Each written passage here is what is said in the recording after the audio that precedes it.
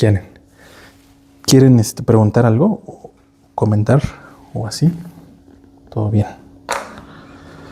Súper. ¿Por qué crees que Dios, habrá mandado en el libro de Marcos dice que mandaba de 2 en 2 siempre?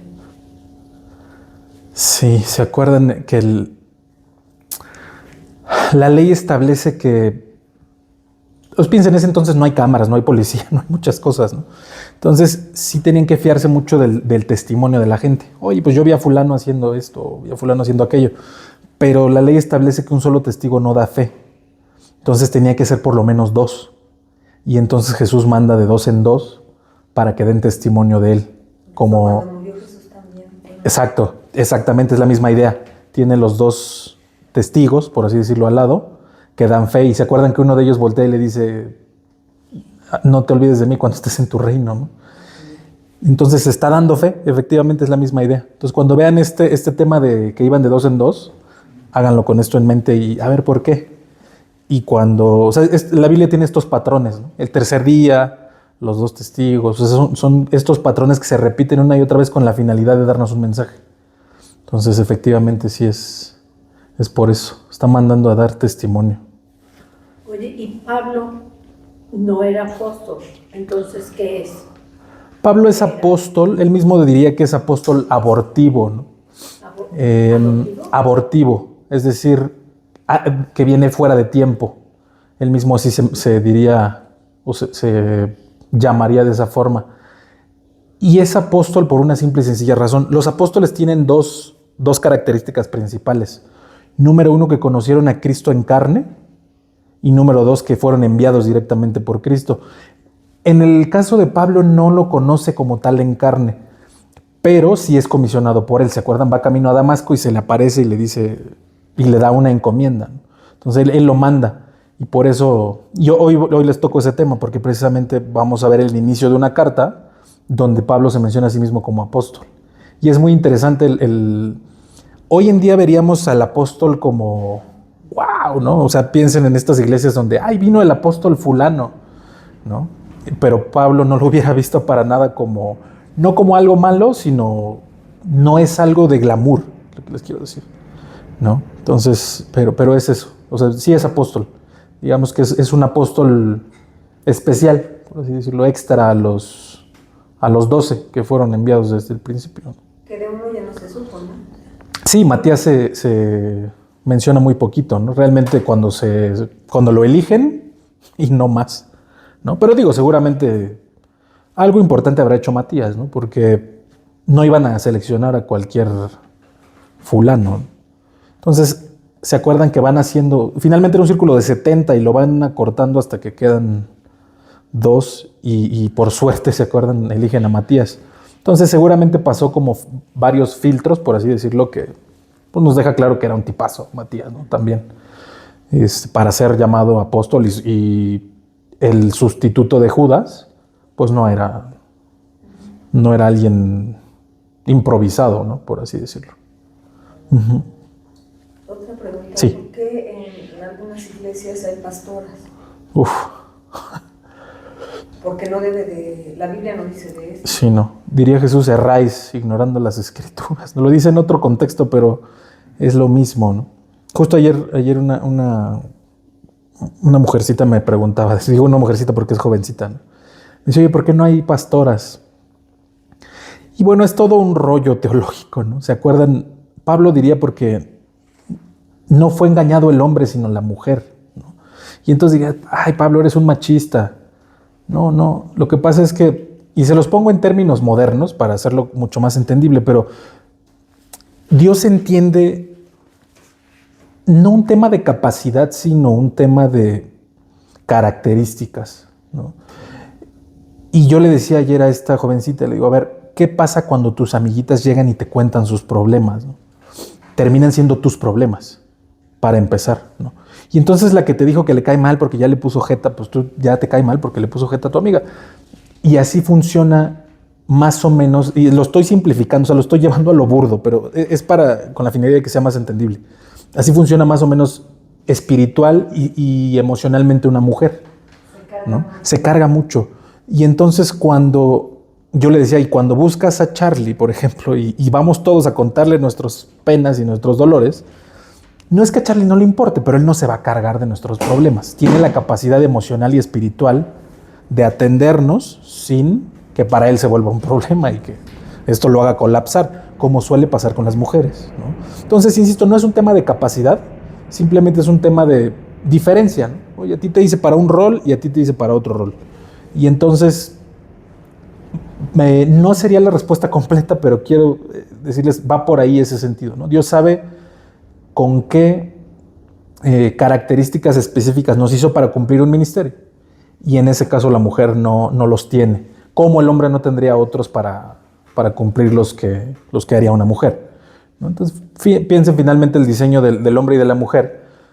Cuando Dios crea el matrimonio, así lo veríamos, ¿no? ¿Se acuerdan que ve a Adán y dice, no es bueno que el hombre esté solo y voy a crear ayuda idónea? Entonces, se vuelve esta parte de lo que él no puede hacer, pues le voy a poner a alguien que le ayude a hacerlo, ¿no? Que se complementen, esa sería la idea. Porque dos seres iguales, pues no te resuelven nada, ¿no? Las mismas deficiencias las tiene uno que el otro, entonces, y las mismas características o las mismas aptitudes las tiene uno que el otro. Entonces, finalmente se hicieron así, ¿no? Como parte de uno solo, completo, y es lo que viene a continuación, ¿no? Y entonces dejará el hombre a su padre y a su madre y se harán una sola carne, y la idea es que esa carne sea completa. Entonces, tú suples lo que a mí me falta y viceversa, ¿no? Esa es la idea. Entonces, por eso no debería de haber pastores. ¿Y por qué hay en otras iglesias? Pues miren, porque desafortunadamente, para bien y para mal, don Lutero nos heredó la interpretación de la Biblia sin pasar por el filtro de un magisterio. Piensen en la Iglesia Católica. Y digo para bien porque eso nos abrió la puerta a que hoy podamos estar estudiando la Biblia aquí y cada quien en su casa. Pero para mal porque pasan estas cosas. No es que mira, yo aquí interpreto esto. Y va en contra de la propia Biblia, pero pues bueno, ahí ya cada quien ha interpretado lo que ha querido. Uh-huh. Pero bueno, pues por eso. Estaban diciendo que Adán y Eva fueron los primeros seres humanos. Sí. Pero hay indicios de los cavernícolas que fueron mucho antes que ellos. Sí. Millones. Miren, es que para saber, porque la Biblia no nos da una cronología, ¿no? Pero sí se sabe. Y son dos temas, porque uno, yo les preguntaría en qué año transcurre Génesis 1:1, por ejemplo, ¿no? Pues la verdad es que no lo sabemos, porque la Biblia no lo dice y no nos da como esa cronología. Entonces, ¿quién sabe hace cuánto tiempo pasó eso, ¿no? Por un lado, y por otro, pues piensen quién lo dice. O sea, la realidad es que vivimos sujetos a un mar de mentiras de la ciencia, y con esto no estoy satanizando a la ciencia, pero sí tenemos que entender que los mismos que nos dicen estas cosas, oye, que si el hombre de las cavernas, que si la NASA, que si... son los mismos que nos hablan de que Dios no existe, ¿sí me explico? Entonces, tenemos que saber de quién vienen las cosas e interpretarlo así. Oye, está mal entonces que yo vaya al médico y la ciencia. No. O sea, no nos vamos a volver Amish, ¿no? Y no nos vamos a ir a una granja a encerrarnos sin electricidad. Pero sí tener cuidado con lo que estamos escuchando, porque entendemos que viene de un contexto de mentira. ¿Qué es verdad y qué es mentira? Eso es lo más peligroso, que no nos dicen. Y entonces nos mezclan media verdad con mentira y se vuelve imposible separarlo. O sea, piensen en el café con leche. O sea, no puedes separar el café de la leche ya que está revuelto. Así pasa. Entonces, insisto, ¿qué es verdad y qué es mentira? Quién sabe, ya nos enteraremos algún día, pero igual y voy a exagerar, pero igual la Tierra es plana, igual y no hubo hombre de las cavernas, igual y, ¿saben? O sea, quién sabe qué tantas mentiras nos han dicho y qué tantas verdades nos han dicho. Entonces, para saber si los huesos esos a lo mejor son de perro y dicen, no, pues es el Australopithecus o el Homo habilis o lo que quieran, ¿no? Entonces, quién sabe. Sí, es lo que escuché, que creíamos a veces de quién era un hueso, Sí. que en Dios, que era Sí. una persona que pues había estado entre nosotros y que pues hay indicios, ¿no? Como Claro. por ejemplo Israel, Sí, que es de donde venía. Entonces preferimos creer en otras cosas que ni al caso. claro. Y pues algo que es Dios muy grande, debemos de creer en él. Sí, como Nuestro trabajo es todo lo que escuchemos y leamos y todo está perfecto, pero hay que contrastarlo con esto, ¿no? O sea, oye, ¿qué es la verdad, no? O sea, me voy a poner filosófico, pero ¿qué es la verdad? Oye, el cielo es azul. ¿Por qué? Bueno, porque así lo diseñó Dios. O sea, no hay más, ¿no? Oye, ¿por qué el cielo no es verde? Bueno, porque Dios no decidió que fuera verde, ¿me explico? O sea, y no con esto quiero decirles, oiga, volvamos a la Edad Media. Pero sí hemos perdido eso. O sea, la Ilustración nos arrancó eso, ¿no? Hoy ya Dios como que pues lo sacamos de la ecuación y en eso tuvieron mucho éxito quienes gobiernan el mundo desde entonces, ¿no? para arrancarnos a Dios de la ecuación y explicarlo todo a través de la ciencia, ¿no? Entonces, oye, ¿sirve? Bueno, pues sí sirve, nos hace la vida un poco más cómoda, ¿no? Gracias a eso hay coches, gracias a eso hay aviones, pero pues también nos ha influido por completo en nuestra mente. Entonces, no sé si les ha pasado, pero oras y Dios te contesta y dices, wow, Dios me contestó. Y yo diría, pues sí, bruto, ¿cómo venimos todos estos años, ¿no? O sea, claro que contesto, o sea, las cosas sobrenaturales existen. Entonces, que te hayan endoctrinado para no creer en ellas es otra cosa, pero por supuesto que sí existen. Entonces, bueno, pues sí, tengan cuidado con lo que escuchan. Y ahorita precisamente les voy a poner unos ejemplos de historiadores que están equivocados y lo sabemos porque se contradicen, porque hay varias cosas que no cuadran. Entonces ahorita les pongo ese ejemplo para que vean cómo la ciencia no es exacta y no es infalible como sí lo sería la palabra de Dios, ¿no? Pero bueno, pues ahorita les ahondo en eso. ¿Qué más? ¿Ya? ¿Todo bien? Perfecto. Pues miren, vayan a Romanos 1.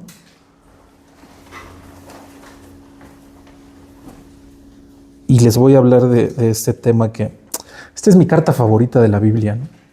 Los eruditos le llaman el Evangelio según Pablo. Y es muy padre porque Pablo se va a dirigir a una iglesia que él no fundó.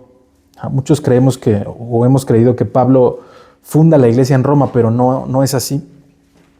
Y ahorita les hablo de eso, quién la fundó y todo esto. Pero Pablo le va a hablar a una iglesia que él no sembró, por así decirlo. Él se encuentra ya con una congregación de creyentes hecha. Y les va a empezar a hablar varios temas. Y entre ellos, como él no los ha visto, y es lo que va a decir en la carta, lo que él quiere es ir a hablarles del Evangelio. Aunque ya son conversos muchos, ¿no? Finalmente son creyentes. Entonces, su anhelo es ir a compartirles el Evangelio. Y como les digo, ahorita vamos a ver, como lo hemos venido viendo en semanas anteriores, la importancia de este mensaje, de qué se trata, pero sobre todo, y creo que más importante o lo más importante del tema es, ¿qué hago con este mensaje?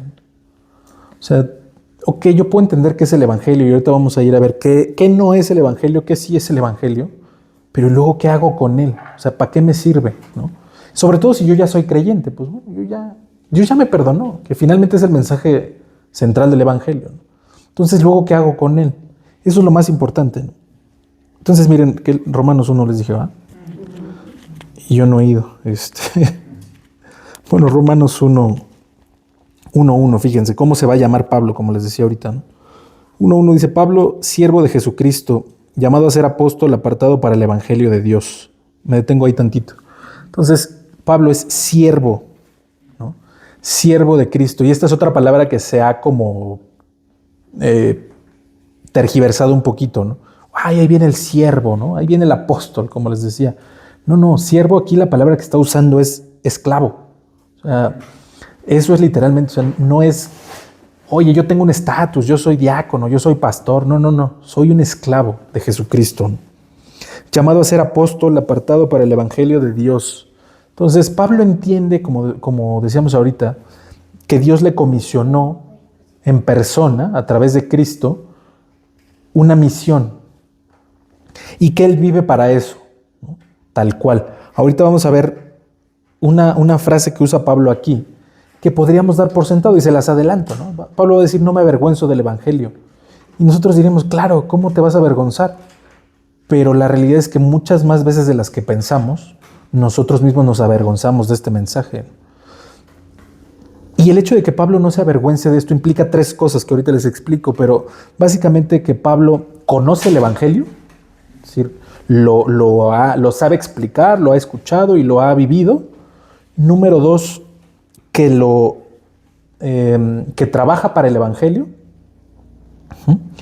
Es decir, como les digo, su vida entera gira en torno a esta misión. Y por último, lo vive. Es decir, no solamente lo conoce, no solamente trabaja para él, sino lo vive en su vida diaria. Y se acuerdan, hace unas semanas veíamos estas palabras que le dice Pablo a Timoteo, ¿no? Lo que has oído de mí. ¿Y quién de nosotros se atrevería a decir esto, no?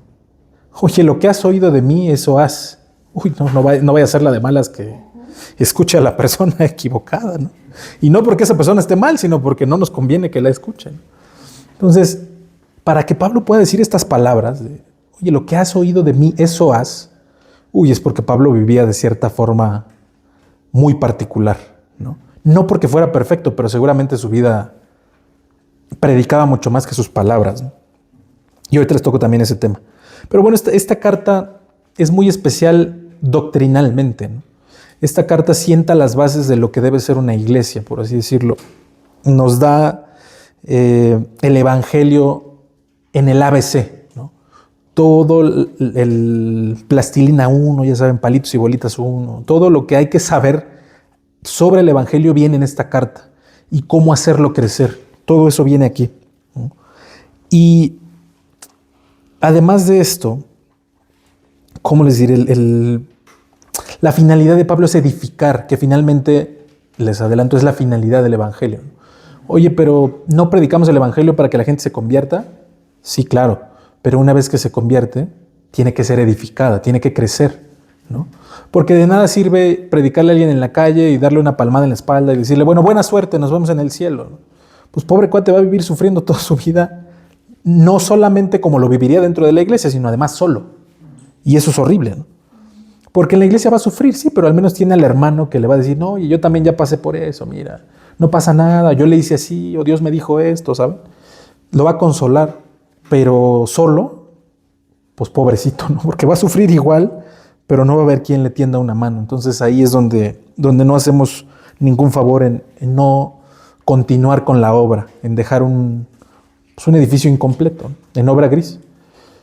Entonces, Pablo se presenta como este esclavo a las órdenes de Cristo. ¿Se acuerdan? El esclavo no cobra.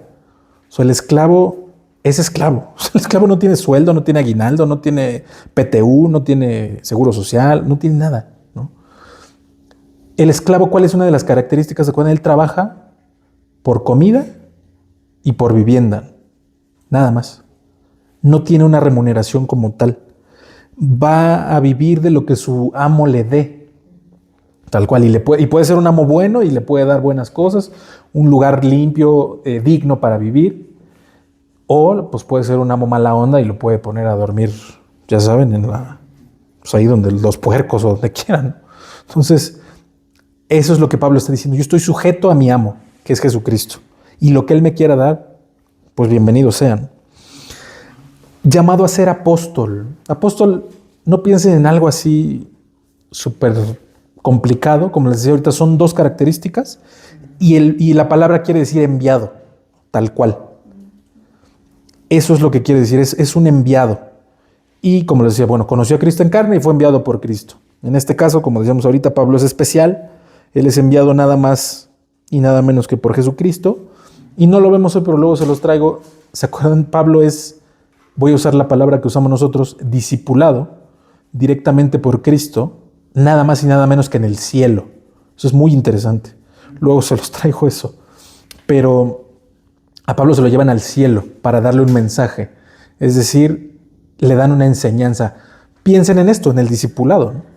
Oye, yo te voy a enseñar directamente. Piensen qué especial es Pablo, ¿no? ¿A quién se han llevado al cielo? O sea, son contadas las personas en la Biblia que van al cielo, ¿no? Y Pablo regresa con ese mensaje. Entonces, se los dejo ahí para que lo vayan meditando. Y luego nos va a decir algo muy interesante. El Evangelio no es algo moderno.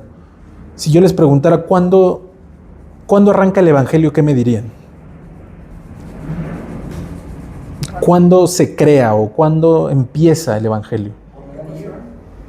Tal cual, ¿no? Tal cual. Con Adán y Eva. A veces pensaríamos, oye, Mateo 1, ¿no? Marcos 1.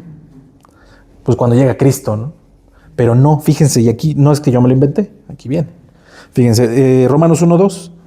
Bueno, les vuelvo a leer el final del 1. Dice, apartado para el evangelio de Dios que él había prometido antes por sus profetas en las santas escrituras acerca de su Hijo, nuestro Señor Jesucristo, que era el linaje de David según la carne, que fue declarado Hijo de Dios en poder según el Espíritu de Santidad, por la resurrección de entre los muertos, y por quien recibimos la gracia y el apostolado para la obediencia en la fe en todas las naciones por amor de su nombre. Me detengo ahí tantito. Y fíjense, les pongo varios ejemplos. Oye, Marco, ¿de dónde saca Pablo que el evangelio fue prometido desde antes? Pues de toda la Biblia, tal cual, ¿no? Como dice Arturo, pues sí, desde Adán y Eva, ¿no? Y fíjense, vamos a ver unos ejemplos, ¿no? Miren, vayan a Génesis 3:15.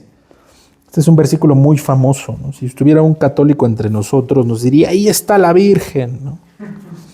Pero no es la Virgen. Ahorita vamos a ver por qué no es la Virgen, ¿no?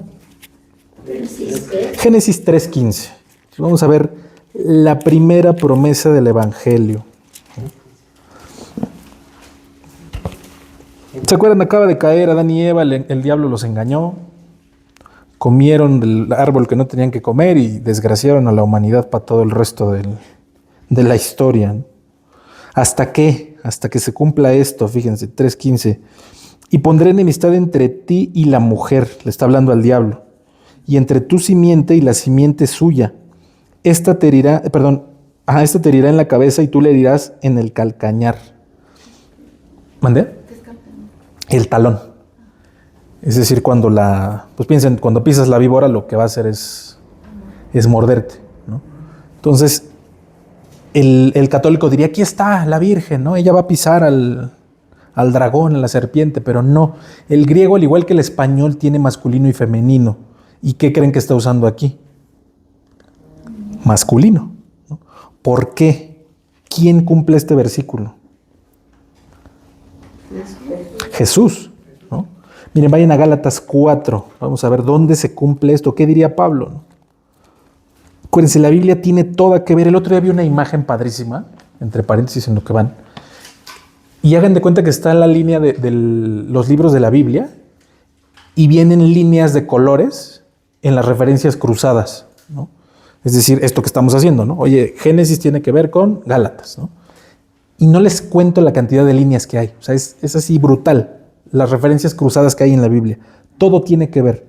Nada está escrito por casualidad, ¿no? Todo está escrito por una razón. Fíjense, Gálatas 4:4. Dice, pero cuando vino el cumplimiento del tiempo, Dios envió a su Hijo, nacido de mujer y nacido bajo la ley, para que redimiese a los que estaban bajo la ley, a fin de que recibiésemos la adopción de hijos. Y ahí me quedo. Entonces, ¿quién decía Génesis 3:15 que iba a aplastar a la serpiente? La simiente de la mujer. Y Pablo nos dice aquí en Gálatas que el que nació de la mujer vino a ser el cumplimiento. Entonces, él es el que aplasta, ¿no? Él es esa promesa. Les pongo otro ejemplo. O sea, son muchísimos, pues no los voy a poner todos, porque lo acabamos pasado mañana. Fíjense, pues ¿cuál les gusta? Vayan ahí mismo en Génesis, al 12, capítulo 12, versículo 3.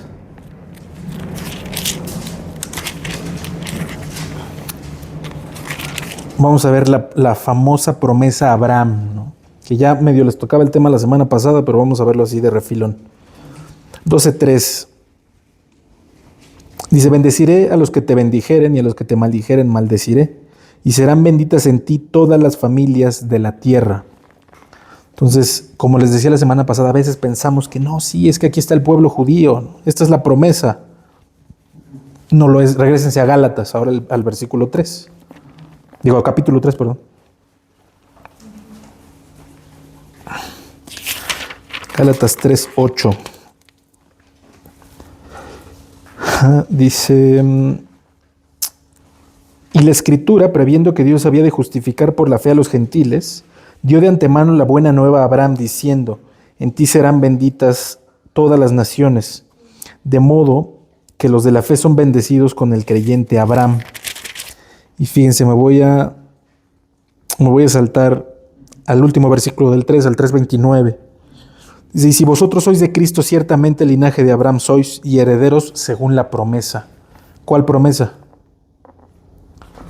Esta que acabamos de leer, la de Génesis 12, ¿no? A los que te bendijeren, bendeciré, a los que te maldijeren, maldeciré, y en ti serán benditas todas las naciones de la tierra. No está hablando de Israel, está hablando de Cristo, y puntualmente de todos nosotros.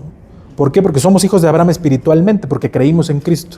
Entonces, el cumplimiento de Génesis 12 es Cristo. Así como de Génesis 3, así como de Isaías 9, así como de... Entonces, hay una y otra vez en la Biblia, como dice Romanos 1, 2, que Dios prometió este evangelio a sus profetas. No es algo nuevo.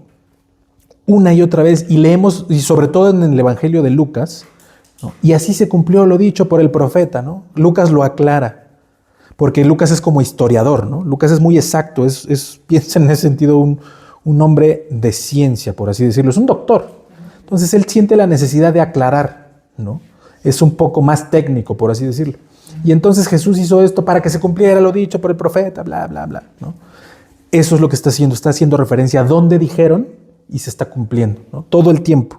Entonces eso es a lo que Pablo se refiere. El evangelio no es nuevo, el evangelio no nació en el año 33, ni en el año 32, el evangelio nació, por así decirlo, en Génesis 3:15. Es la primera referencia a una promesa que se cumple en Cristo.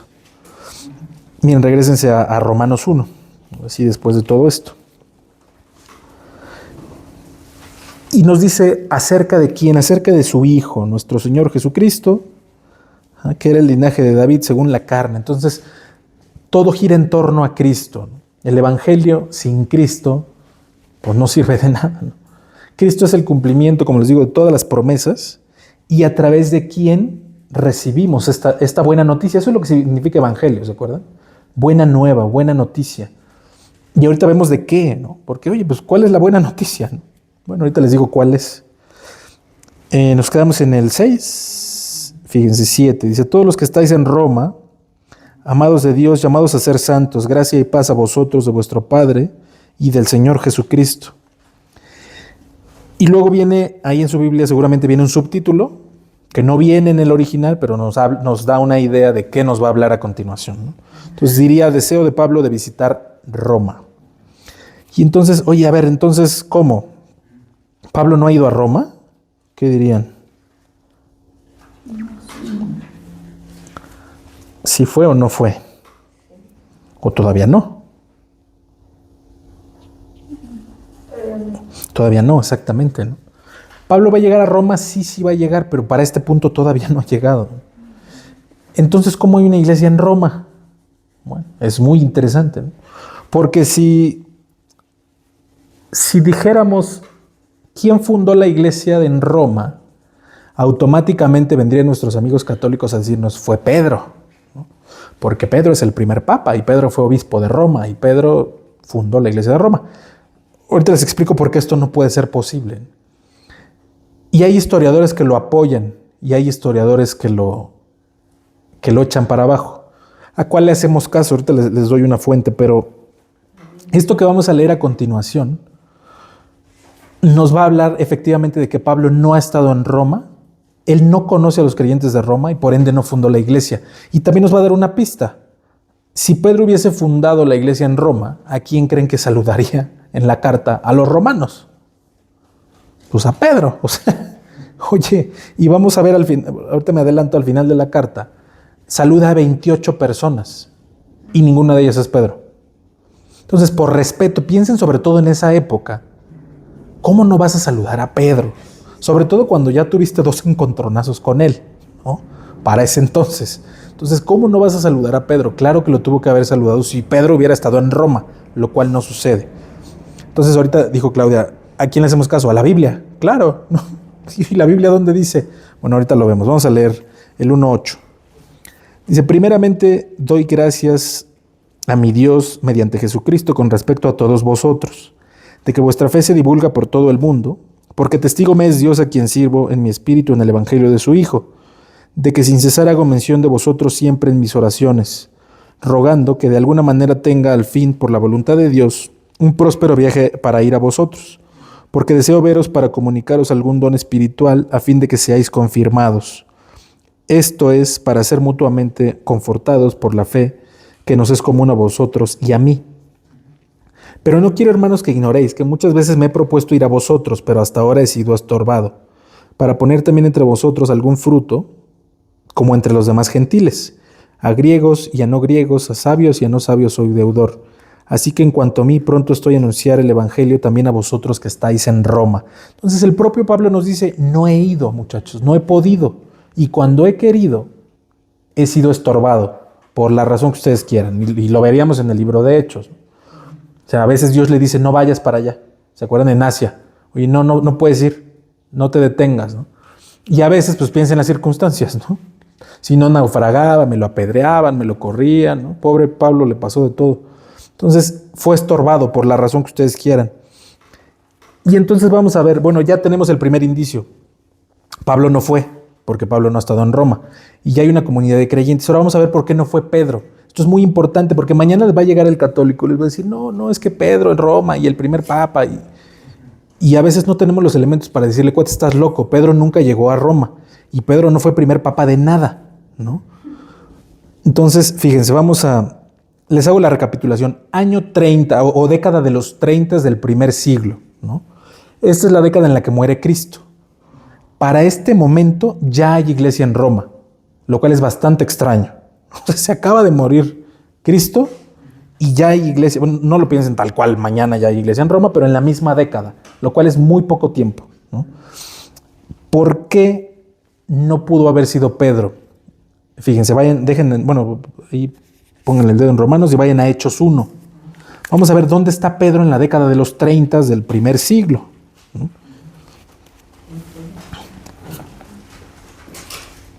Físicamente, a menos que don Pedro haya sido como estos estigmatizados que se podían bilocar, ¿no? Pues no puede estar en dos lugares al mismo tiempo.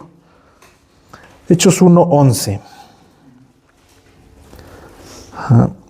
Dice, los cuales también les dijeron, varones galileos, ¿por qué estáis mirando al cielo? Este mismo Jesús que ha sido tomado de vosotros, perdónenme, es 1:1, perdón, yo estoy... No es cierto. Hechos. Ahí les voy, ahorita les digo. Perdón, es 2:14, estoy yo en otra cita. Están en Jerusalén, día de Pentecostés. Dice, entonces Pedro, poniéndose en pie con los 11, alzó la voz y les habló diciendo, varones judíos y todos los que habitáis en Jerusalén, esto sea notorio y oíd mis palabras. Entonces Pedro está en Jerusalén, no está en Roma, en los años 30 del primer siglo, ¿no? No es posible entonces que Pedro esté fundando una iglesia. Fíjense, denle la vuelta ahí tantito al capítulo 8 de Hechos. Misma década, nos va a narrar otra cosa que está haciendo Pedro y dónde está. Capítulo 8. ¿8 qué? Ahorita les digo. 8:14. Dice, cuando los apóstoles que estaban en Jerusalén oyeron que Samaria había recibido la palabra de Dios, enviaron allá a Pedro y a Juan, los cuales habiendo venido oraron por ellos para que recibieran el Espíritu Santo. Entonces, ¿dónde está Pedro ahora? En Samaria, ¿no? Sigue en Israel, ahora está en el norte, ¿no? Ya no está en el sur en Jerusalén, como leímos en el 1, ahora está en el norte, está en Samaria. Entonces, insisto, Pedro no pudo. Luego denle ahí tantito a Gálatas 1, vamos a ver, misma década, ¿no? Más tarde, y ahí tiene el primer encuentro con Pablo. Ahora ya no está en Samaria, ahora anda de gira, por así decirlo, anda predicando en territorio gentil, nada más y nada menos, ¿no? Anda predicándole a los gentiles y aquí se va a encontrar a don Pablo. Gálatas 1:18 dice, después, pasados 3 años, subí a Jerusalén para ver a Pedro y permanecí con él 15 días, pero no vi a ningún otro de los apóstoles sino a Jacobo, el hermano del Señor. Me salto al 21, dice, después fui a las regiones de Siria y Cilicia y no era conocido de vista en las iglesias de Judea que eran en Cristo. Ya, luego va a hablar de su... Sí, está hablando aquí de su testimonio, ¿no? Pero andan en territorio gentil y se encuentra a don Pedro, en primer lugar, ¿no? Años 30. Entonces, años 30 nos queda claro que Pedro no fue a Roma, ¿no? Años 40 del primer siglo. Fíjense, ahora regreso tantito a Hechos, al capítulo 11. Yo sé que los ando paseando mucho, pero es muy importante estas citas, ¿no? Como les digo, para cuando llegue su familiar católico, les diga, es que Pedro fue el primer papa. No fue. Hechos 14. Hechos 11.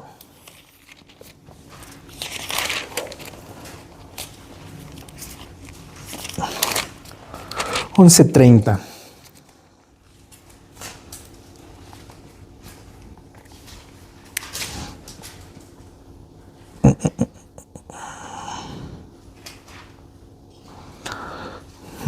Espérenme, no es el 30, te les digo.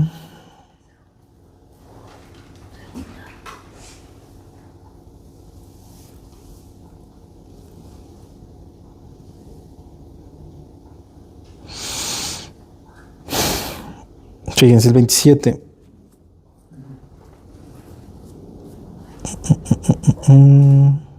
Sí, 27 dice, en aquellos días unos profetas descendieron de Jerusalén a Antioquía y levantándose uno de ellos llamado Ágabo dio a entender por el Espíritu que vendría una gran hambre en toda la tierra habitada, la cual sucedió en tiempo de Claudio. Esto es muy importante. Quédense con esto de Claudio, ¿vale? Entonces los discípulos, cada uno conforme a lo que tenía, determinaron enviar socorro a los hermanos que habitaban en Judea, lo cual en efecto hicieron, enviándolo los ancianos por mano de Bernabé y de Saulo. Entonces, Pedro está entre estos ancianos. Ahorita les digo por qué. Esto de Claudio es un dato importante porque nos da, a diferencia de lo que decíamos de Génesis, que no nos da un parámetro de dónde o cuándo están pasando estas cosas. Esta es una forma en la que la Biblia nos da un estimado de qué fechas son. Entonces encontrarían en el año 15 del rey Darío de Persia, bla, bla, bla. Entonces ya puedes ir la historia a buscar, oye, ¿de cuándo a cuándo reinó este cuate? Ah, perfecto, fue el año tal o el año tal. Entonces Claudio reina como del 44, si no mal recuerdo, al 51, una cosa así. Años 40, y los discípulos van a enviar, van a enviar algunos discípulos ahí a Antioquía, ¿no? Fíjense, ahí en el 12, a continuación de lo que acabamos de leer. En aquel mismo tiempo, insisto, años 40, Herodes echó mano a algunos de la iglesia para matarles y mató a espada, para matarles, perdón, ya me estaba adelantando. Y mató a espada a Jacobo, hermano de Juan, y viendo que esto había agradado a los judíos, procedió a prender también a Pedro. Entonces, ahí está Pedro, ¿no? Años 40, como les digo, ¿no? Ahora está en la cárcel, don Pedro. Entonces, nos queda claro que no está en Roma, ¿no? Y como les digo, ya para este entonces ya estaba la iglesia de Roma. ¿Cómo sabemos esto? Hay un historiador romano que se llama Suetonio, que menciona precisamente a la iglesia de Roma. No la menciona como iglesia, pero menciona que los judíos de Roma tuvieron una disputa grande por causa de Cristo. ¿Se acuerdan? Se la vivían peleándose, ¿no? Los judíos que aceptaban a Cristo y los que no, a la fecha.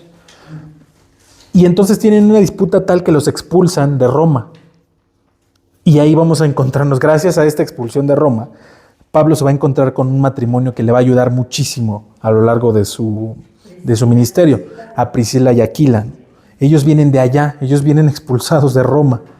Y entonces aquí puede haber número uno nos habla de que ya había iglesia, y número dos, pues hay una conexión con Pablo. Oye, ¿de dónde Pablo conoce que hay una iglesia? Bueno, muy probablemente Priscila y Aquila le comentaron. Por ahí se enteró. Y por eso ora por ellos y por eso quiere ir a verlos, ¿me explico? Todo tiene un hilo, ¿no? Entonces, vamos a ver la misma década de los 40, ya voy acabando con esto. Gálatas 2, fíjense.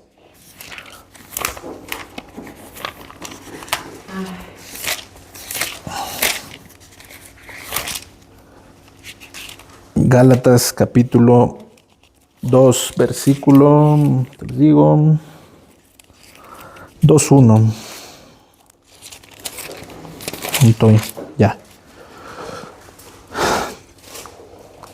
Continuación de lo que leíamos hace ratito, ¿no? Pablo hablando de su conversión. Después, pasados 14 años, subí otra vez a Jerusalén con Bernabé, llevando también conmigo a Tito. pero subí según una revelación, y para no correr o haber corrido en vano, expuse en privado a los que tenían cierta reputación el evangelio que predico entre los gentiles. Mas ni aun Tito, que estaba conmigo con todo y ser griego, fue obligado a circuncidarse. Y esto a pesar de los falsos hermanos introducidos a escondidas, que entraban para espiar nuestra libertad que tenemos en Cristo Jesús para recibirnos a esclavitud. Fíjense. Bueno, les sigo ahí. Esclavitud me quedé, ¿verdad? Sí. A los cuales ni por un momento accedimos a someternos, para que la verdad del evangelio permaneciese con vosotros. Pero los que tenían reputación de ser algo, lo que hayan sido en otro tiempo, nada me importa, Dios no hace acepción de personas. A mí, pues, los de la reputación nada nuevo me comunicaron. Antes, por el contrario, como vieron que me había sido encomendado el evangelio de la incircuncisión, como a Pedro el de la circuncisión, pues el que actuó en Pedro para el apostolado de la circuncisión, actuó también en mí para con los gentiles, y reconociendo la gracia que me había sido dada a Jacobo, Cefas, que es Pedro, y Juan, que eran considerados como columnas, nos dieron a mí y a Bernabé la diestra en señal de compañerismo. Y va a seguir hablando de este encuentro. Entonces, otra vez, Pablo se va a encontrar 14 años después, insisto, década 40, con Pedro, otra vez en Jerusalén, ¿no? Y por último, les pongo este último ejemplo. Vayan a Hechos 15. Oye, ¿Cefas es Pedro? Sí, sí. ¿Por qué? Lo que pasa es que ¿te acuerdan cuando le cambia el nombre Jesús? Le dice, tú ya no vas a ser Simón, vas a ser Kefas, es la traducción, ¿no? Y Kefas es Cefas y quiere decir piedra, ¿no? Y es la traducción al griego, que sería Petros, deriva en Pedro. Pero digamos, uno es en hebreo, otro es en griego, pero es la misma persona. Entonces, cuando se lean ahí, no es el único Cefas de la Biblia, ¿eh? O sea, también para que vayan viendo el contexto y no siempre que se encuentren un Cefas piensen que es Pedro. Depende mucho del contexto. Aquí no lo da porque lo menciona arribita, en el versículo anterior. Exacto, exactamente. Entonces, aparte te lo pone como uno de los líderes de la iglesia. Entonces, obviamente está hablando de Pedro. Y lo dice antes, ¿no? También. No es tan inferido, sino. Les dije Hechos 15, ¿va? Hechos 15. Entonces, aquí se va a llevar a cabo lo que le llaman el primer concilio de la iglesia. Y acuérdense, los concilios son buenos o son malos. Bueno, los primeros son buenos, ¿no? ¿Por qué? Porque es la iglesia poniéndose de acuerdo. Oigan, ¿qué hacemos con esto, muchachos? ¿Qué hacemos con aquello? ¿No? Y es lo que vamos a ver en esta escena. Y fíjense, les leo pues el 1 para ver dónde estamos y luego me brinco. Dice entonces, algunos que venían de Judea, enseñaban a los hermanos, si no os circuncidáis conforme al rito de Moisés, no podéis ser salvos. Entonces están empezando, y arribita, insisto, en sus Biblias dice, arriba del 15, el concilio en Jerusalén, ¿no? Versículo 2 dice, como Pablo y Bernabé tuviesen una discusión y contienda no pequeña con ellos, se dispuso que subiesen Pablo y Bernabé a Jerusalén, y algunos otros de ellos a los apóstoles y a los ancianos para tratar esta cuestión. Entonces nos habla de que en Jerusalén se están juntando los líderes de la iglesia. ¿Para qué? Para dirimir ciertas cosas, ¿no? Oye, a ver, la circuncisión y qué vamos a hacer con los gentiles precisamente, ¿no? Y es a lo que van a llegar aquí. Voy a saltar luego. ¿Dónde estoy?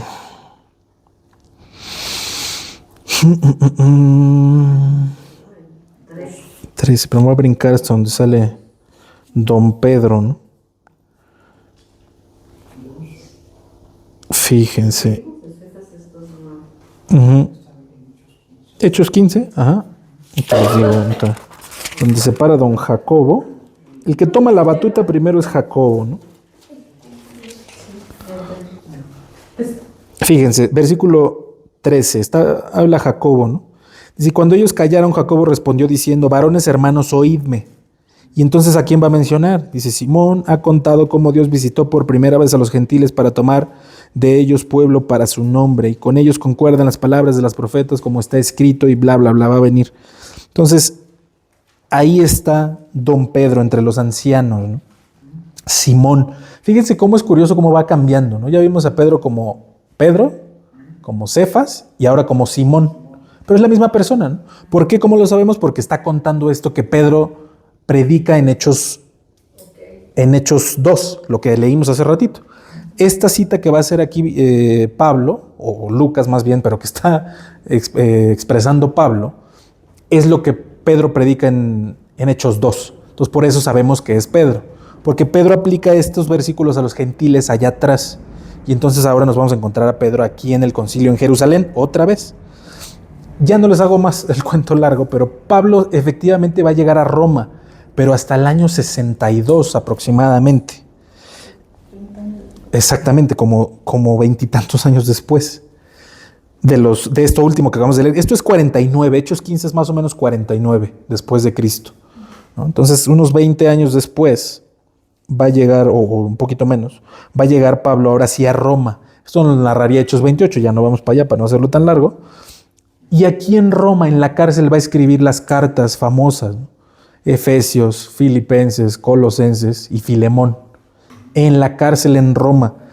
Y en todas estas, que son cartas importantísimas, ¿a quién creen que brilla por su ausencia, ¿no? A don Pedro. Y como les decía aquí, en mismo Romanos, al final, es típico de Pablo y de los escritores de la Biblia mandar saludos, ¿se acuerdan? Oye, saludos a fulano y a mengano, y Timoteo, tráeme la capa, o sea, como cosas personales, ¿no? Y como les decía, va a mencionar a 28 personas y no menciona a Pedro. Entonces, ya, podemos entender por la Biblia, olvidándonos un poco de lo externo, que Pedro no estuvo en Roma, que Pedro no funda la iglesia de Roma, no fue el primer papa, no fue obispo de Roma.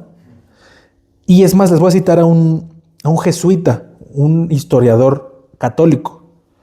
Se llama John O'Malley, no sé cómo se pronuncia, y tiene un libro que se llama A History of the Popes, ¿no? La historia de los papas. Y entonces aquí, fíjense, les cito textual, dice, no hay una sola pieza de prueba que nos indique que Pedro haya estado en Roma. Un erudito católico.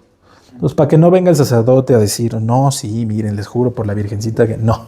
Tus propios historiadores están diciendo que no hay pruebas tangibles de que Pedro haya estado en Roma. Y la Biblia, olvídate, peor. Entonces, bueno, o le hacemos caso al Papa o le hacemos caso a la Biblia, ¿no? Entonces, exacto. Entonces, como decíamos ahorita, oye, bueno, y nada más se los menciono así, ¿no? Hay varios historiadores que mencionan a Pedro en Roma, efectivamente. Eusebio, Ignacio de Antioquía, ¿no? Dionisio de Corinto, pero son testimonios que se contradicen, para empezar, porque algunos te lo dirían, por ejemplo, Eusebio te diría que está con Pablo, los dos están juntos en Roma, lo cual no sucede, lo acabamos de ver en la Biblia, ¿no? Y normalmente son testimonios posteriores, más o menos como del siglo III o IV, entonces ya no son tan fiables como la Biblia que está siendo escrita in situ, ¿no? En ese momento, en ese lugar. Entonces son testimonios que no son confiables y como les decía hace ratito, oye, entonces, ¿me puedo fiar de la ciencia al 100%? Pues no necesariamente, ¿no? Porque no es exacta. Aquí tenemos un claro ejemplo. Oye, pero hay historiadores que sí me dicen, pues sí, pero pues tenemos la evidencia de que están mal. Entonces, no fue así. Pero bueno, vámonos a regresar a Romanos 1, ya para empezar a cerrar con el mensaje principal de esto, ¿no? Vamos a ver qué dice don Pablo en el 16. Romanos 1, 16. Las palabras que les decía hace ratito, ¿no? Dice, porque no me avergüenzo del evangelio, porque es poder de Dios para salvación a todo el que cree, al judío primeramente y también al griego. Porque en el evangelio la justicia de Dios se revela por fe y para fe, como está escrito, mas el justo por la fe vivirá. Aquí está haciendo una cita de Levítico, ahorita vamos para allá. Pero bueno, Pablo dice, no me avergüenzo. Y como le decía ahorita, bueno, ay Pablo, pues claro que no, ¿quién se va a avergonzar del evangelio? Bueno, ahorita vamos a ver cómo sí, ¿no? Pero bueno, ¿cómo nos queda claro que Pablo no se avergonzaba del evangelio? Porque el pobre tipo, como les decía, fue apedreado, naufragó, me lo corrían de todos lados, me lo latigueaban, ¿no? Lo encarcelaron N cantidad de veces. Y eso no hizo que Pablo retrocediera, ¿no? Pablo no lo podías parar. La única forma de parar a Pablo era matándolo. Y efectivamente es hasta que para a Pablo, ¿no? Cuando le cortan la cabeza, es la única forma en la que pararon a Pablo. Mientras, él mismo le diría a Timoteo, la palabra no está presa. Sí, yo estoy encerrado aquí, pero yo puedo seguir escribiendo y puedo seguir mandando el mensaje. Y así fue. Entonces, eso nos deja claro que Pablo no se avergonzaba. Y ahora les diría, ¿qué es el Evangelio? Esa es la pregunta del millón. ¿Las buenas nuevas de qué? De salvación. De salvación. Sí. Miren, algo que les doy como tip. A mí me gusta mucho estudiar a veces en el negativo, ¿no? Si yo quiero saber qué es el Evangelio, tengo que ir a ver qué no es el Evangelio, ¿no? Ese es el negativo. Eso me va a dar una pauta para definir, ¿no? Definir, acuérdense, es ver por qué una cosa es de una forma y no de otra, ¿no? Eso es definir. Entonces, si quisiéramos definir el Evangelio, tendríamos que ver qué no es el Evangelio. Entonces, en primer lugar, el Evangelio no es un cambio exterior, no es dar una imagen o una apariencia, ¿no? Porque hay gente que cambia por fuera. Y siempre pongo este ejemplo, ¿no? Piensen en Alcohólicos Anónimos. Oye, ¿qué tienes en contra de Alcohólicos Anónimos? Nada. Pero Alcohólicos Anónimos es un ejemplo de un cambio exterior, ¿no? Te encierro y te limito hasta que te quito el problema, pero nunca lo quitas. Y estoy seguro que todos conocemos alguna historia de una persona que va al restaurante y se sienta a comer, y si el de al lado se pide una cerveza, lo perdimos 2 meses. Porque no hubo un cambio. Realmente solo le enseñaron a comportarse de una forma, pero el cambio nunca sucedió adentro. Y entonces eso no es el Evangelio, ¿no? El Evangelio no es un cambio exterior. Dios cambia lo que hay en nuestro corazón y es lo que se dedica a prometernos una y otra vez en la Biblia. Les daré un corazón para que me conozcan, un corazón de carne. Les voy a quitar el de piedra y les voy a dar uno que sí late, uno que sí es de carne, ¿no? Entonces, asimismo, el Evangelio no es ir a una iglesia cristiana, ¿no? Bueno, yo puedo ir a una iglesia cristiana y no ser cristiano, ¿no? Como puedo ir a Estados Unidos y no ser gringo. O sea, es algo de lógica, ¿no? Entonces, el Evangelio no es algo exterior, nos queda claro, ¿no? ¿Por qué? Porque no sirve, solo vives reprimido. Y es lo que diría Pablo en Colosenses. Fíjense, vayan a Colosenses 2:20. Colosenses 2:20. Pablo nos va a hablar de esto, porque esto no es nuevo, ¿no? O sea, esto ha existido desde siempre y seguirá existiendo mientras haya humanidad. Fíjense, 2:20 dice: pues si habéis muerto con Cristo en cuanto a los rudimentos del mundo, ¿por qué, como si vivieseis en el mundo, os sometéis a preceptos tales como no manejes, ni gustes, ni aun toques, en conformidad a mandamientos y doctrinas de hombre? Cosas que todas se destruyen con el uso. Y fíjense esto: tales cosas tienen a la verdad cierta reputación de sabiduría, en culto voluntario, en humildad y en duro trato del cuerpo, pero no tienen valor alguno contra los apetitos de la carne. Es decir, felicidades, puedes fingir todo lo que quieras, pero por dentro, vuelvo al ejemplo, sigue siendo el mismo alcohólico. Solo que en seco. O sea, igual no estás probando la cerveza, o el vino, o el tequila, o lo que sea, pero sigue siendo el alcohólico por dentro. Y entonces por eso no tienes freno el día que caes, ¿no? Porque es el perro, y perdón por la comparación, pero es el perro del zaguán, ¿no? Todo el tiempo queriendo salir, y cuando le abren la puerta, lo vas a encontrar en el periférico. O sea, sale todo lo que hay dentro, ¿no? Entonces, de nada sirve cambiar el exterior si no cambia el interior, ¿no? El Evangelio tampoco es una respuesta a las preocupaciones del día a día, en el sentido de Dios te va a liberar de deudas, Dios te va a hacer feliz, Dios te va a quitar la ansiedad, ¿no? Todo esto que a veces nos quieren vender el Evangelio así, eso tampoco es el Evangelio, ¿no? El Evangelio anuncia efectivamente la solución a un problema, pero no es un problema físico, es un problema espiritual. Y entonces ahorita Claudia decía, bueno, es la buena noticia. Exactamente, la buena noticia de salvación. ¿A quién? A las malas personas. Entonces no aplica para mí, ¿no? El otro día decía un pastor, oye, ¿por qué le pasan cosas buenas a la gente mala? ¿No? Decía, bueno, para empezar, porque la gente buena no existe. Entonces, efectivamente, la buena noticia es una mala noticia, porque somos malas personas, pero nos ofrece una solución. Oye, ya sé que estás podrido, pero mira, aquí está la medicina. Y ese es el Evangelio particularmente y puntualmente más bien. Anuncia la salvación. ¿Pero por qué necesitamos salvación? Bueno, por esto, ¿no? Somos malas personas, hemos pecado, hemos hecho lo malo, nos queda claro, ¿no? Ahí es donde nace todo, ahí nace algún día esa guajira idea de entregarle nuestra vida a Cristo. Cuando entiendo que no tengo los elementos para vivir mi propia vida delante de Dios. Puedo ir a los tumbos como venía viviendo, ¿no? Pero cuando me encuentre con mi Creador y me pida cuentas por mi vida, sé que no tengo los elementos para solventar lo que Él me va a pedir. Ahí viene la idea de la deuda, ¿no? Es un acreedor al que no tengo los medios para pagarle. Y entonces el Evangelio viene a darnos esa respuesta. El Evangelio implica entonces algo que no queremos, y es reconocer que estamos mal.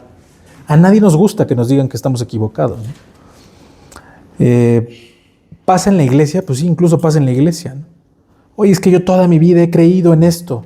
Y de repente viene alguien y te dice, no, es que mira, la Biblia no dice esto, la Biblia dice aquello, y te explica y te da elementos y tú dices, no, está mal. No, porque yo crecí creyendo esto, ¿no? Es esa especie de soberbia espiritual que no nos permite aprender algo nuevo. Necesitamos sacudir esas ideas viejas y empezar, no con novedades, ojo, esto es muy peligroso, ¿no? Así han nacido muchas herejías, pero sí dispuestos a reaprender. No cosas novedosas, sino lo que dice la Biblia, como les decía hace ratito. Entonces, el Evangelio sí, efectivamente, esencialmente es la buena noticia a las malas personas de que hay salvación. ¿Por qué necesitamos la salvación? Porque el corazón del hombre está inclinado al mal. Y es lo que va a decir Pablo, ya no lo vamos a ver hoy, pero el capítulo 1 de Romanos seguiría diciendo esto, ¿no? La culpabilidad del hombre. ¿Por qué es necesario un Salvador? Pablo nos va a llevar a eso. Y el Evangelio nos enfrenta con esta verdad. El hombre es malo por naturaleza, ¿no? Y Pablo usa la expresión ahí, el Evangelio es poder de Dios, ¿no? La palabra es dinamos, ¿no? Dinámico, dinamita, incluso viene de este mismo verbo, ¿no? Es algo que se enciende, es algo que hasta cierto punto no tiene un freno, ¿no? Y piensen en las palabras de Jesús, ¿no? El reino de Dios es como la semilla de mostaza, ¿se acuerdan? Que es la semilla más pequeña, pero se convierte en el árbol más frondoso que hay, ¿no? Algo que siembras en pequeñito, con poquitos recursos, y se vuelve brutalmente grande. Así, piensa en nuestra iglesia, ¿no? Así ha crecido. Un día un misionero agarró 5 pelados y los sentó en una mesa a discipularlos. Años después, habemos miles de personas gracias a eso, ¿no? Ese es el reino de Dios. Entonces, ese es el poder que tiene el Evangelio. Y aquí se los caso con el tema de la vergüenza. ¿Cuándo me avergüenzo del Evangelio? Cuando no creo en su poder. Cuando tengo que moverle. Cuando tengo que echarle el sazonador. ¿Saben? No, es que mira, y si pongo el pianito para que lloren y entonces se conviertan, no estás confiando en el poder del Evangelio. Estás confiando en las emociones. Estás confiando en la psicología, pero no en el poder del Evangelio. Entonces, ¿cuándo vemos a los apóstoles con el ministerio de danza o con el ministerio de alabanza? Y no porque estas cosas estén mal, pero no es necesario para llevar el mensaje, es lo que les quiero decir. El Evangelio es puro, es un mensaje, es una persona parada diciendo lo que dice la Biblia, punto. Y ahorita les digo cuál es el Evangelio, porque Pablo lo resume en un versículo, ¿no? Toda esta complejidad que vemos en el Evangelio, Pablo lo diría en un solo versículo. Y es increíble, ¿no? Pero este poder del Evangelio se manifiesta en nuestras vidas en medida que nosotros lo vivimos. ¿Han visto en su vida el poder del Evangelio? Sí. Estoy seguro que todos, ¿no? En las familias, en mi propia vida, en mi carácter, en N, ¿no? He visto el poder del Evangelio en mi vida, en la vida de mi esposa, en la vida de mis hijos, en la vida de mi hermano, en la vida, ¿saben? Se va extendiendo este poder. Y Pablo nos diría por fe y para fe. Esta palabra nunca nos la vamos a poder quitar. Finalmente es parte del Evangelio, ¿no?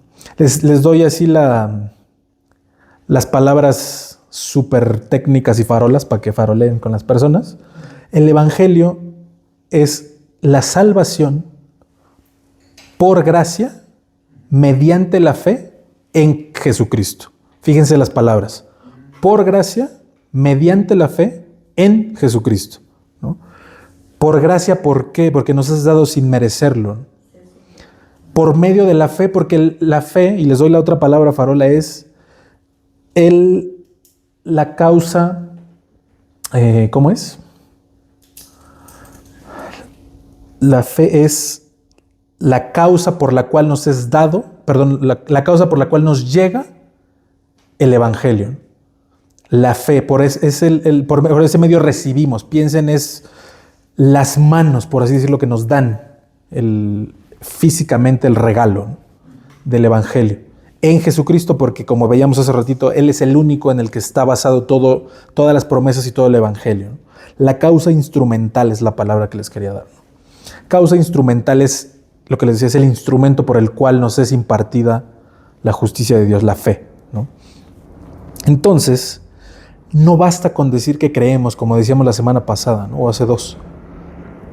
Eso no es fe. Yo puedo decir que creo en Dios, sí, como el asaltante, antes de salir a robar se encomienda, ¿no? Y él también dice que cree. O como el santero dice que cree, o como el de la Santa Muerte dice que cree, ¿no? Mi fe va mucho más allá. Y fíjense, vayan a la cita que está haciendo Pablo aquí, ¿no? Les vuelvo a leer antes de que se vayan. Romanos 1, ¿qué fue? 17. Al final, bueno, todo el 17 dice, porque en el Evangelio la justicia de Dios se revela por fe y para fe, como está escrito, mas el justo por la fe vivirá. Esto es una cita del Antiguo Testamento. Váyanse a Levítico 18. Y ya con eso voy terminando. Levítico 18:4, perdón. Esto es muy importante. Todo esto tiene que ver, ¿no? ¿Y a cuál nos vamos? Levítico 18:4. Es el pasaje que está citando Pablo aquí en Romanos 1, ¿no? Acuérdense, todo el tiempo está viendo esto, todo el tiempo. Las palabras que están diciendo los apóstoles tienen que ver con lo de antes, ¿no? Fíjense, 18:4 dice, mis ordenanzas pondréis por obra, y mis estatutos guardaréis andando en ellos, yo Jehová vuestro Dios. Por tanto, guardaréis mis estatutos y mis ordenanzas, los cuales, haciendo el hombre, vivirá en ellos, yo Jehová. Entonces, el Evangelio, la vida eterna, si lo quieren ver así, depende, ojo, no por obras, pero a que estemos sujetos a esto. El que escuche mis ordenanzas y las ponga por obra, vivirá. Y Pablo se la vive citando y citando este versículo. Y nosotros diríamos, Pablo, no seas legalista, no es por obras, ¿no? ¿Qué no has leído Efesios 2:8? Si tú lo escribiste, ¿no? Por obras, para que nadie se gloríe, ¿no? No, pero acuérdense, para ellos no hay diferencia. Escuchar y obedecer es exactamente lo mismo. La propia palabra te lo dice. Ellos no tienen dos palabras distintas, es la misma, ¿se acuerdan? Shema. Entonces, nuestro trabajo, de cierta forma, es, como diría Jesús, vayan y hagan discípulos, ¿se acuerdan? ¿Y qué les dice después? Vayan y hagan discípulos de todas las naciones, bautizándolos en el nombre, ¿verdad? Y después les dice algo. Les encarga algo específicamente. ¿Se acuerdan? De las ovejas, ¿no? ¿De las qué? Antes de eso. Hay ahí un intermedio que luego se nos olvida, ¿no? Y enseñándoles a que guarden todas las cosas. ¿Qué son todas las cosas? Todas las cosas que Él nos enseñó. En este momento a ellos, ¿no? Todavía no había este libro, a ellos les enseñó ciertas cosas, que como dice Juan, si se escribieran las cosas que hizo Cristo, no había libros en el mundo que contuvieran todo eso. Hoy tenemos esto, pero ¿cómo vamos a enseñar a guardar a la gente todas las cosas si no sabemos cuáles son todas las cosas? Entonces, como les decía hace ratito, Pablo conoce el Evangelio, trabaja para el Evangelio y lo vive. Y entonces él cumple esto. Y por eso él puede andar por el mundo dejando discípulos, porque él entiende esto y lo enseña y lo transmite. Y entonces ahí sí vamos a ver a Pablo sembrando iglesia tras iglesia tras iglesia y dejando discípulos. Y si no es Timoteo, es Bernabé, es Juan, es fulano, es mengano, cumpliendo un propósito. Y termino con esto, vayan a Judas 22, y ahí terminamos. Judas, se van a Apocalipsis y le dan uno para atrás y ya llegaron.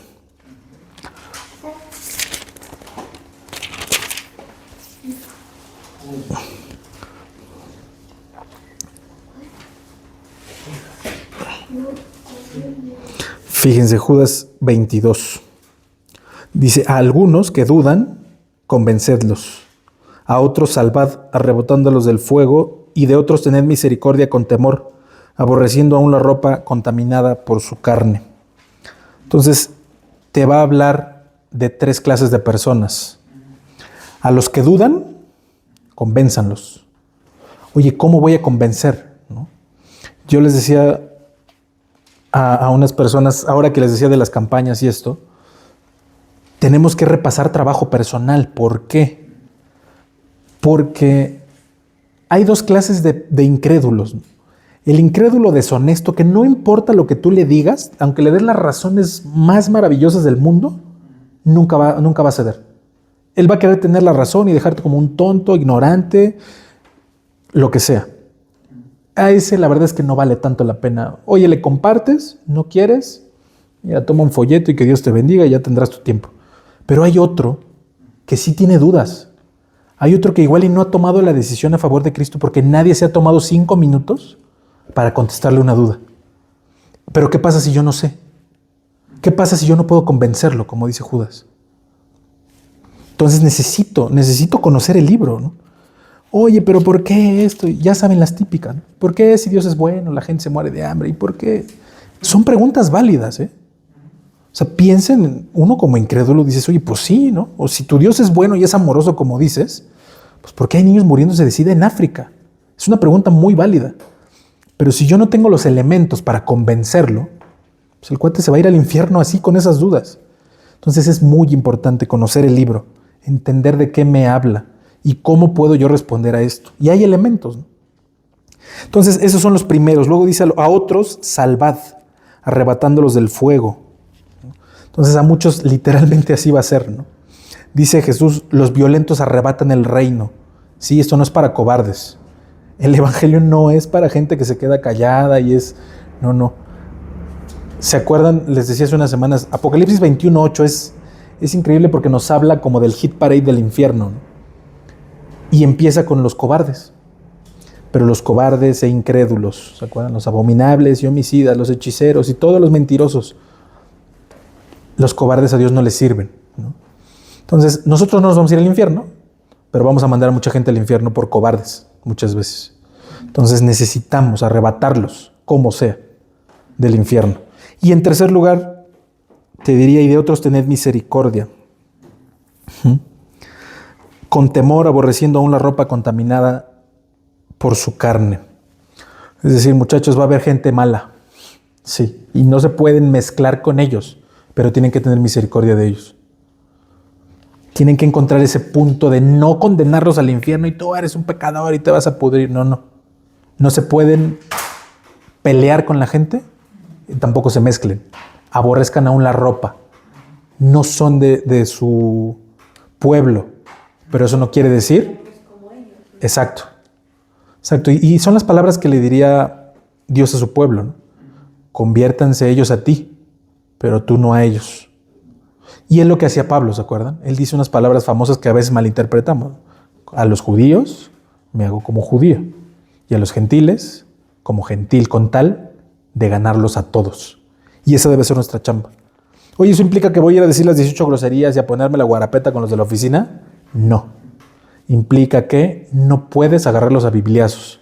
Necesitas sabiduría para que cuando revienten tengan a dónde voltear. Y entonces el poder del evangelio se manifieste. Dinamita, tal cual. Piensen en el griego. O sea, cuando piensen en esto poder, piensen en el dinamos, en la dinamita. Esto tiene que explotar de alguna forma. Y no va a ser a golpes. O sea, se los aseguro. Tenemos que tener la suficiente sabiduría. Y este versículo es increíble por eso. Porque nos lleva a convencer, a arrebatar y a tener misericordia. Y en eso nos vamos a llevar toda la vida. Y ese es el poder del evangelio. Pero bueno, pues vamos a orar. ¿Tendría que ser sabiduría, Sí. inteligencia y conocimiento? Correcto, las tres. Ayer decía Charlie en la prédica de satélite, esas tres son como la silla de 3 patas. Si te falta una, no funciona. Sabiduría, inteligencia y conocimiento. Las tres. Las tres las necesitamos. Y esas, diría el libro de los Proverbios, vienen de Dios. Es la oferta de Dios.